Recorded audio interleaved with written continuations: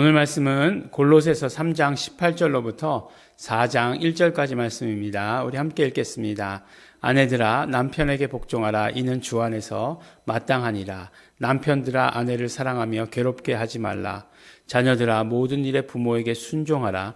이는 주 안에서 기쁘게 하는 것이니라. 아비들아 너희 자녀를 경록해 말지니 낙심할까 함이라. 종들아 이 모든 일에 육신의 상전들에게 순종하되 사람을 기쁘게 하는 자와 같이 눈가림만 하지 말고 오직 주를 두려워하여 성실한 마음으로 하라. 무슨 일을 하든지 마음을 다하여 주께 하듯 하고 사람에게 하듯 하지 말라. 이는 유업의 상을 주께 받을 줄 알미니 너희는 주 그리스도를 섬기느니라.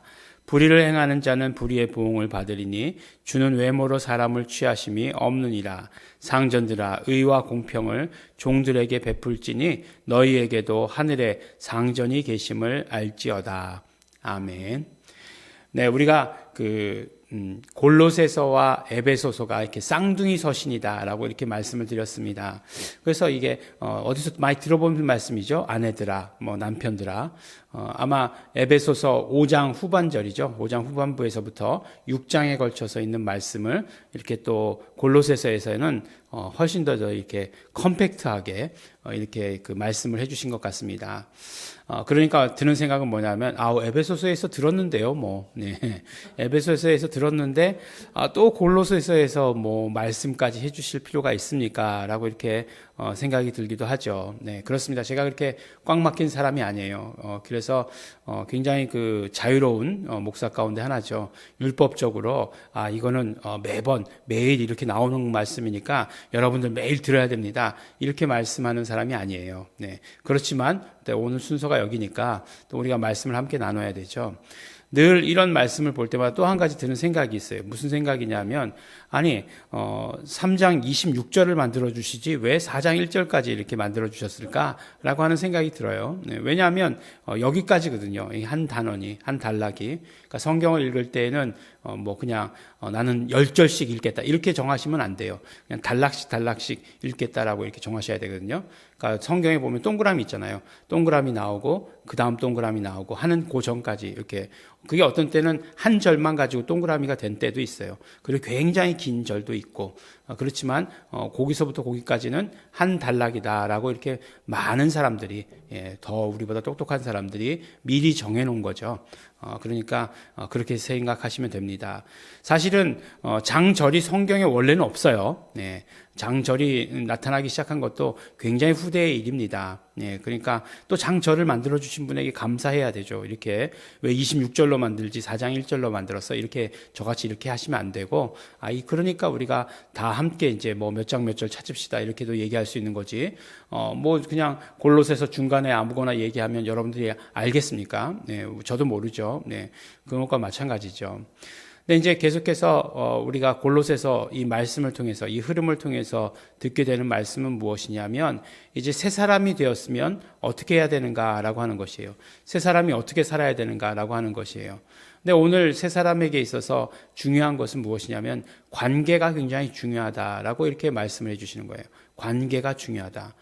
새 사람에게 있어서는 관계가 굉장히 중요합니다. 이 관계가 굉장히 또한 어떤 협소한 제한적인 그런 관계만 있는 것이 아니라 정말 모든 관계잖아요. 아내들아, 남편들아, 자녀들아, 네. 또 아비들아, 종들아, 상전들아 이렇게 얘기하고 있어요. 여기에 해당되지 않는 사람이 어디 있습니까? 또 우리의 모든 관계는 이렇게 모든 관계 가운데서 이루어져야 된다라고 이렇게 말씀하고 있어요. 사실 이제 목회를 하면서 이제 목사니까 제일 어렵고 힘든 게 뭐냐 이렇게 물어본다면 저도 여전히 관계다라고 이렇게 이야기합니다. 이 관계라는 것이 참 쉽지 않고 또 금방금방 이렇게 잊혀지지 않습니다. 그러니까 관계가 맺혀지는 것도 그렇게 쉽지 않고 또 관계를 끊는 것에 대해서도 이렇게 쉽지 않습니다. 뭐라고 하진 않아요. 네.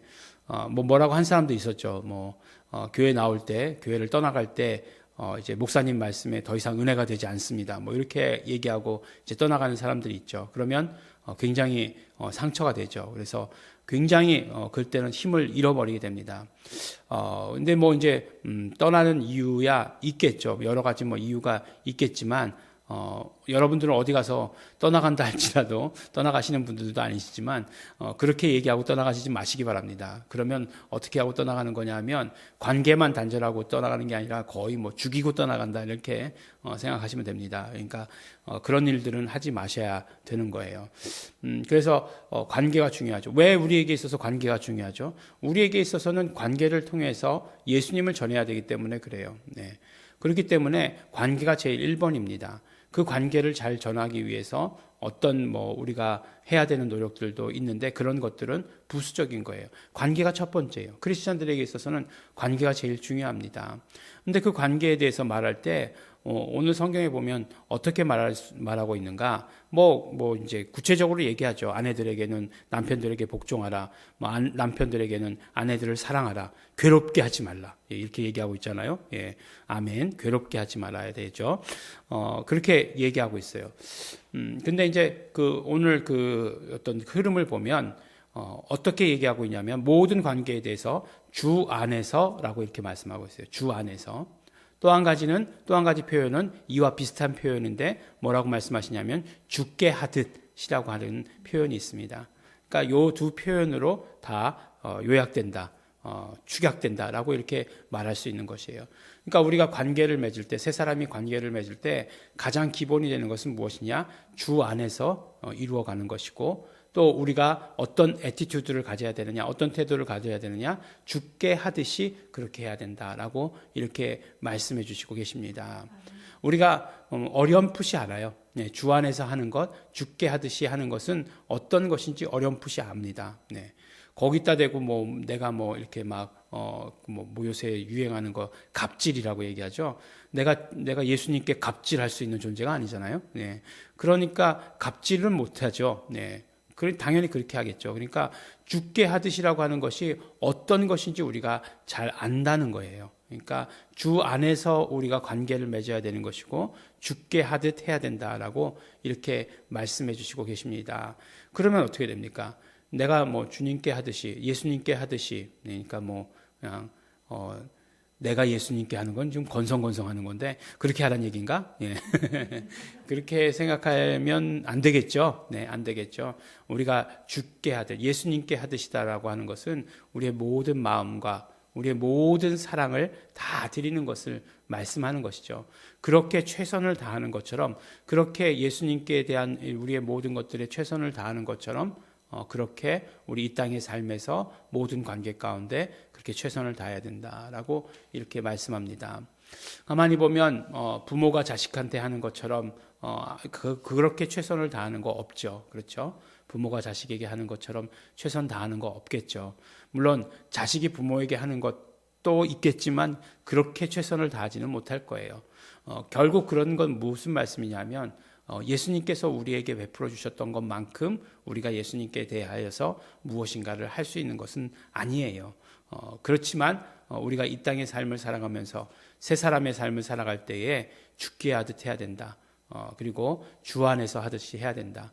모든 사람을 다 예수님께 대하듯이 그렇게 관계 가운데 이루어가야 된다라고 이렇게 말씀해 주시고 계십니다.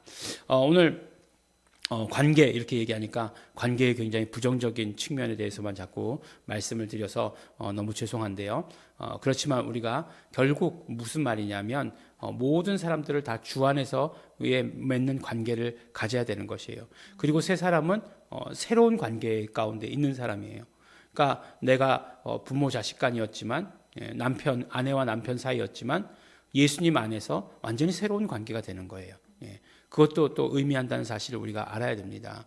그러니까 내가 세상에 있을 땐 남편과 아내였지만 이제는 그 세 사람이 되어서 예수님 안에서의 새로운 관계가 맺어지는 거예요. 예수님 안에서 자식과 부모와의 관계가 새롭게 이루어지는 거예요. 그 새로운 관계가 완전한 관계가 되는 것이고 아름다운 관계가 되는 것이고 정말로 우리에게 정말 사랑스러운 관계, 행복한 관계가 되는 것이에요. 근데 관계를 맺었는데 언제나 보면 반가워야 되잖아요. 근데 언제나 보면 부담스러워, 피하고 싶어요.